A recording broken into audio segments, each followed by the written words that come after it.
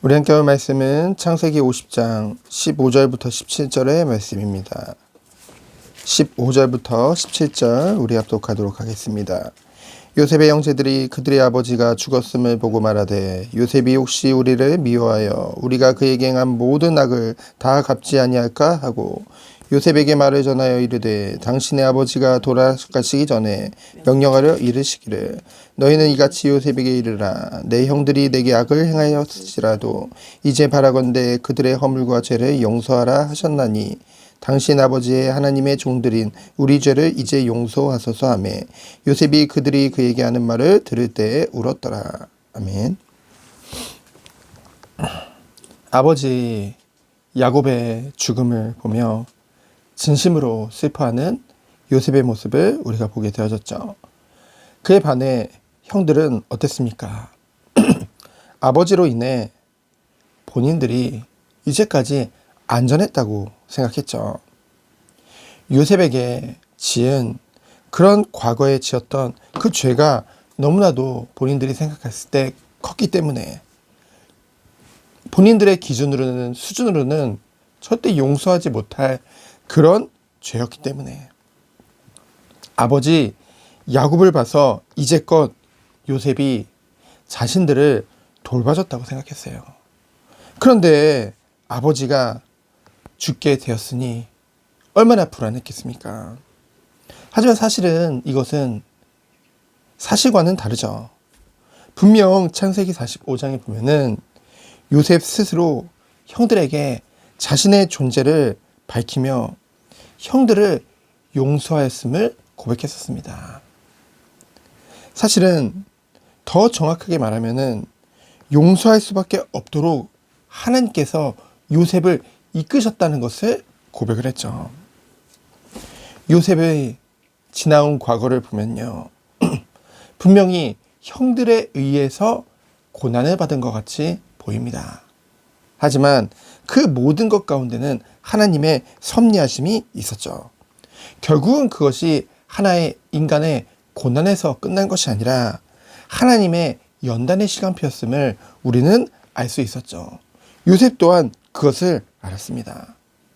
그러한 모든 과정들을 통해서 하나님이 함께 하신과 하나님으로부터 오는 형통함을 체험했다는 것이죠. 무엇보다 하나님의 언약하시고 그 언약이 반드시 성취됨을 요셉은 확인하게 되어졌습니다. 그렇기 때문에 형들이 나를 애굽으로 보낸 것이 아니라 하나님이 앞서 나를 보내셨음을 무엇을 위해서요? 모든 사람들을 구원하시기 위해서 나를 이곳에 먼저 보내셨음을 믿었던 거죠. 그럼에도 형들은 어땠습니까? 아버지 야곱의 죽음을 진심으로 슬퍼하기보다는 자신들의 안위를 걱정했죠. 요셉이 두려워서 오늘 본문에 보면은 형제임에도 심지어 본인들이 형들임에도 직접 나오지 못하고 말을 전하는 심부름하는 사람을 보내서 그 사실을 전합니다. 16절 17절에 보면은 내 형들이 내게 악을 행하였을지라도 이제 바라건대 그들의 허물과 죄를 용서하라. 그러면서 뭐라고 합니까? 당신 아버지의 하나님의 종들인 우리 죄를 용서하소서. 여러분, 아버지의 하나님의 종들인 우리 죄라고 했죠. 그들에게 아버지 야곱과 하나님은 그저 자신들의 유익을 위해 이용하는 수준이었다는 거죠.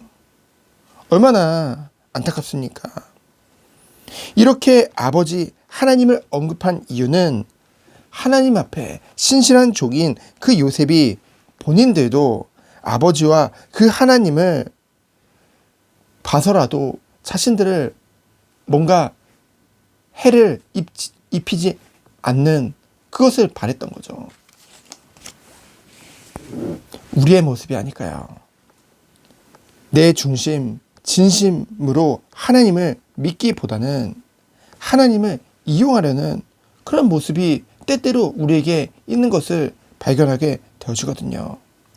그러한 모습들을 확인한 요셉은 어땠습니까? 울었더라 라고 기록되어져 있죠. 저는 이 요셉의 울음을 보면서, 눈물을 보면서 요한복음 11장이 생각났습니다. 요한복음 11장에 보면은 나사로의 죽음을 듣고 예수님이 그 마리아와 마르다의 집을 방문하게 되어지죠. 그 집에 가셨을 때 말로는 얼마나 마르다와 마리아가 예수는 그리스도라고 고백을 하는지요. 그럼에도 불구하고 고백은 하지만은 실제로는 그 주님을 앞에 두고도 사실은 믿지 못하는 거예요. 사실적인 믿음이 그들에게 없는 것이죠. 그러한 마르다와 마리아를 보며 예수님이 어떻게 하셨습니까?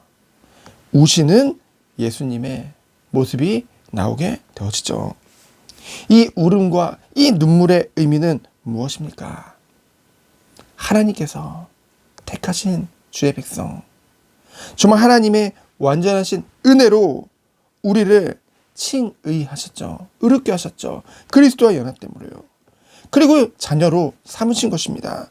그럼에도 불구하고 영적으로 더 이상 성장하지 못하는 그 형제들과 자녀를 보는 부모의 마음이겠죠. 그렇잖아요. 우리 자녀가 육신적으로, 정신적으로 자라지 못한다고 한다면 부모의 마음이 어떻겠습니까? 어떻게 해서든지 그 자녀에게 조금이라도 좋은 것을 먹여서 성장하게 하고, 육신적으로, 그리고 정신적으로도 어떻게든 성장시키기 위해 노력하겠죠. 하나님의 완전한 은혜로 택하여 구원받은 우리는 하나님의 자녀입니다. 이미 하나님께서 우리에게 구원의 축복을 주신 것이죠. 그러나 아직 성화 구원은 이르지 못한 것입니다. 형들이여. 그리고요, 무엇입니까? 영원한 삶, 영원한 축복인 영화를 보지도 못한 것이죠.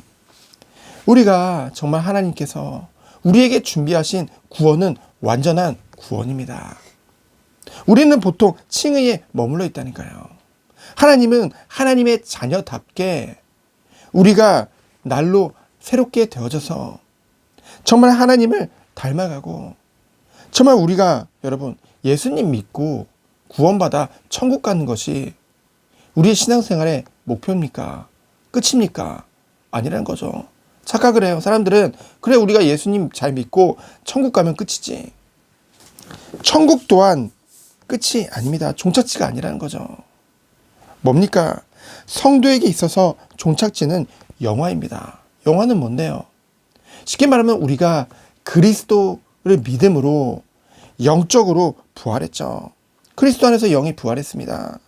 그리고 예수 그리스도가 재림할 때 우리의 육신 또한 부활을 한다고 성경에 기록되어져 있죠. 하나님의 형상을 완전히 회복하는 것입니다. 전인격적으로 완전히 회복되어지는 것이죠. 그것이 영화의 축복입니다.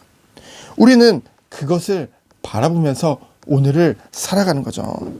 그것을 보지 못하면요, 이 구원의 서정을 알지 못하면은 당장 눈앞에 보이는 것들이 전부인 줄 알고 살아간다니까요. 마치 요셉의 형들과 같이 눈에 보이는 것을 의지하고 실제로는 하나님을 믿지 못하게 되어진다는 것이죠. 그리고 그 수준에 계속 머물러 있는 거예요. 더 이상 성장하지 못하고.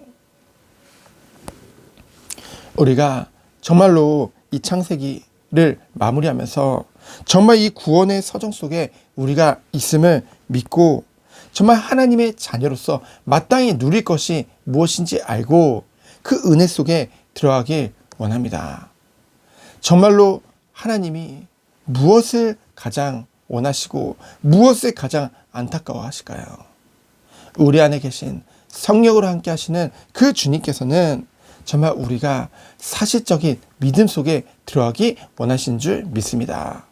오늘도 오직 하나님을 바라보며 나를 넘어서 하나님이 원하시는 참된 은혜 속에 들어가는 우리 모든 성도님들 되어지기를 예수 그리스도 이름으로 축원드립니다. 시간 기도합니다.